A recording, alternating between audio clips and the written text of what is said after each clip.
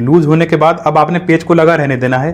तो अब आप देखें इस तरह से रॉड ऊपर नीचे हो रही है। अब आप देख सकते हैं इस तरह से कि शटल घूमने लगा। दोस्तों अगर आपकी मशीन भी कुछ इस तरह से टाप कर रही है, यानी कि बड़े बड़े टाप कर रही है, या आपकी मशीन धागा तोड़ रही है, तो इसको हमने कैसे सेट करना है। आज के वीडियो में हम आपको शटल की और गज की टाइमिंग मिलाना बताएंगे। शटल और गज खोलकर टाइमिंग किस तरह से मिलाते हैं। तो शटल की टाइमिंग मिलाने के लिए हमने सबसे पहले ये वाला रॉड चेक करना होगा। ये रॉड ज़्यादा नीचे तो नहीं है या ऊपर तो नहीं है, क्योंकि होता क्या है कभी कभी मशीन चलते चलते ये रॉड ऊपर को हो जाता है। तो ऊपर को होने की वजह से आपकी सिलाई मशीन सही नहीं चलती है और कभी कभी ये रॉड घूम भी जाता है। तो अब हमने ये कैसे पता लगाना है कि हमारी ये रॉड ऊपर है या नीचे है। तो हमने यहाँ पर निडल को नीचे लेकर आना है। तो अब आप यहाँ पर ध्यान से देखेंगे, ये देखें इस तरह से, तो देख सकते हैं कि निडल की नोक नीचे आ चुकी है ना। तो बस आपने यहाँ पर ये चेक करना है, जो निडल का होल होता है जहाँ से हम धागा डालते हैं, तो ये होल दिखना चाहिए सामने में कुछ इस तरह से। ये देखिए अब यहाँ पर ये थोड़ी सी नोक दिख रही है तो होल ऊपर हो गया, तो समझ लीजिए आपका गज ऊपर है, आपने नीचे करना है। तो अब जैसे कि मान लीजिए ये जो निडल की नोक है ये ऊपर है, तो हमने इसको नीचे कैसे लेकर आना है और कैसे सही करना है। तो देखिए हमने उसके लिए सबसे पहले क्या करना होगा, ये वाली प्लेट खोल देनी है। तो हमने ये पेज लूज करने के बाद इस तरह से इस प्लेट को उठा देना है, पेज को लगे रहने देना है। तो अब यहाँ पर आप ध्यान से देखें, जो ये वाला स्क्रू दिया गया है ना, तो इसी स्क्रू की मदद से हम इस वाली रॉड को ऊपर नीचे करेंगे।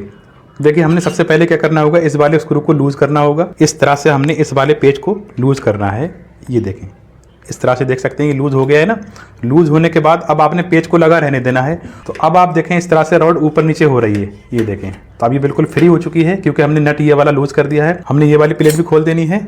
शटल पर बाद में आते हैं, पहले हमने ये वाली सेटिंग करनी है। ठीक है, पहले हमने इस वाले पार्ट को नीचे कर देना है। तो देखिए हम मशीन का व्हील घुमाएंगे इस तरह से, तो ये ऊपर नीचे हो रहा है ना, तो हमने मशीन का व्हील घुमाकर इस पार्ट को बिल्कुल नीचे ले आना है। तो देखिए अब ये नीचे आ चुका है ना। अब नीचे आने के बाद तो यहाँ से आप गज को ऊपर नीचे भी कर सकते हैं। तो अब ये जो सुई की नोक दिख रही है ना, तो ये हमने कितनी नीचे लाकर रखनी है, तो यहाँ से करीब 1.5 सूत नीचे को होनी चाहिए। आप ध्यान से देखें, ये सुई की नोक जो है यहाँ से करीब 1.5 सूत नीचे होनी चाहिए। फिर हमने दोबारा से इस वाले स्क्रू को टाइट कर देना है, बिल्कुल टाइट रखेंगे यहाँ पर। तो अब ये आपके गज की सेटिंग बिल्कुल सही हो चुकी है। तो अब बात करते हैं शटल की टाइमिंग की। तो ये प्लेट हटाने के बाद हमने निडल वाली प्लेट भी खोल देनी है। जो ये जो दोनों स्क्रू दिए गए हैं इनको हमने अलग कर देना है। जब तक आप वीडियो को लाइक करके शेयर भी कर दीजिए। अगर आप चैनल पर पहली बार आए हैं तो सब्सक्राइब भी कर लीजिए। फिर हमने प्रेशर फूड भी खोल देना है इस तरह से। उसके बाद ये जो मशीन के तीत होते हैं ना, इनको भी हमने अलग कर देना है। तो अब देखें हमने किस तरह से शटल की टाइमिंग मिलानी है और हमने कैसे पता लगाना है कि इसकी टाइमिंग आउट है या नहीं है। तो इसकी टाइमिंग आउट है, तो देखिए मैं आपको दिखाना चाहूँगा। देखिए हमने इस तरह से व्हील घुमाना है। तो अब निडल बिल्कुल नीचे जा चुकी है। तो देखिए अब ये निडल जब ऊपर आएगी ना, तो ऊपर आते टाइम निडल का होल यहीं पर होना चाहिए, शटल की नोक के पास में। ये देखें, यानी जब शटल की नोक इस निडल के बराबर से गुजरेगी तो निडल का होल ऊपर को आना चाहिए, पर अभी निडल का होल नीचे है, अभी तक ऊपर नहीं आया है। यहाँ पर इसकी टाइमिंग आउट है। तो इसके लिए हमने क्या करना होगा, देखें यहाँ शटल के पास 3 स्क्रू दिए गए हैं, तो हमने ये वाले स्क्रू खोल देने हैं। स्क्रू खोलते टाइम हमने मशीन का व्हील पकड़ लेना है। ये वाला स्क्रू लूज हो गया और उसके बाद हमने दूसरा वाला स्क्रू लूज करना है।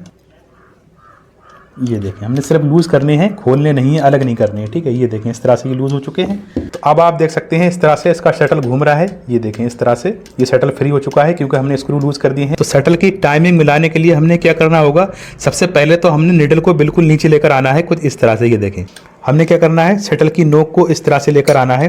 तो ये जो शटल की बाहर वाली नोक है, तो ये निडल की सेंटर में होनी चाहिए। उसके बाद हमने एक स्क्रू को टाइट कर देना है, यहाँ से इस तरह से हमने टाइट करना है। ये देखें सिर्फ एक स्क्रू टाइट करना है थोड़ा।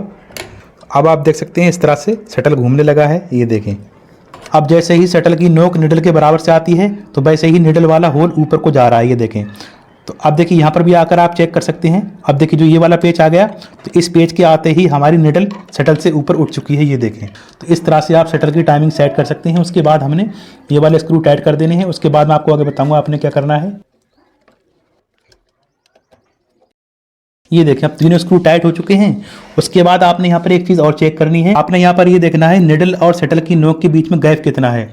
यहाँ पर गैप नहीं होना चाहिए। शटल की नोक और निडल बिल्कुल बराबर से होने चाहिए, बिल्कुल हटकर नहीं होने चाहिए। ये जो शटल की नोक होती है और ये जो निडल है, तो ये शटल की नोक की बिल्कुल जस्ट बराबर से चलनी चाहिए, ना कि टकराकर चलनी चाहिए, ना कि हटकर चलनी चाहिए। अगर ये नोक हटकर चलेगी तो समझ लीजिए आपकी मशीन टाप करेगी, और अगर टकराकर चलेगी तो आपकी सिलाई मशीन धागा भी तोड़ेगी और आपकी निडल भी टूटती रहेगी।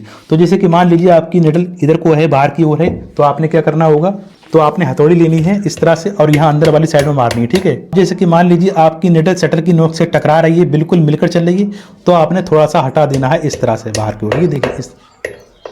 ये देखें इस तरह से आपने बाहर को कर देना है। फिर उसके बाद हमने ये तीत भी लगा देने हैं, इसके दांते लगा देने हैं सेम पहले जैसे।